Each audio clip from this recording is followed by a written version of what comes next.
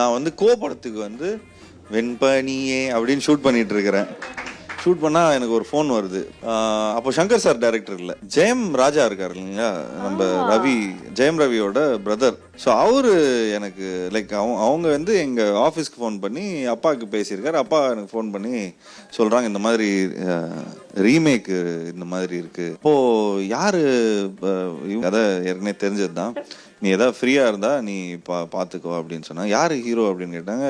Vijay sir அப்படிங்கிற மாதிரி சொல்லிட்டு இருந்தாங்க. இன்னொரு கேரக்டர் எனக்கு தெரிஞ்சு ஆர்யா ஏதோ பேசிகிட்டு இருக்காங்கப்பா அப்படிங்கிற மாதிரி சொல்லிட்டு இருந்தாங்க. சரி செம்ம ஃபன்னாக இருக்குமே, விஜய் சார், நான், ஜாமி, இல்லை ஆர்யா, இல்லை ரவி, ஜெயம் ரவி, ஏன்னா ஜெயம்ராஜா பண்ணுறாங்களே. ஸோ ஆர்யா இல்லை ஜெயம் ரவியாக இருக்கும்டா, நீ எந்த கேரக்டர் பண்ணுறேன்னு அவங்க ஏதோ they wanted to talk to you அப்படின்னு சொன்னாங்க. அப்புறம் மறந்துட்டோம். அதுக்கப்புறம் நான் பாட்டுன்னு ஷூட் பண்ணிட்டு இருக்கேன், இது பண்ணேன். அப்புறம் திடீர்னு இன்னொரு ஃபோன் வருது, சார் இந்த மாதிரி 3 Idiots சார் அப்படியே சூப்பர் பண்ணலாமே அப்படின்னா, இந்த வாட்டி யார் சங்கர் சார் பண்ணுறாரு அப்படின்னு.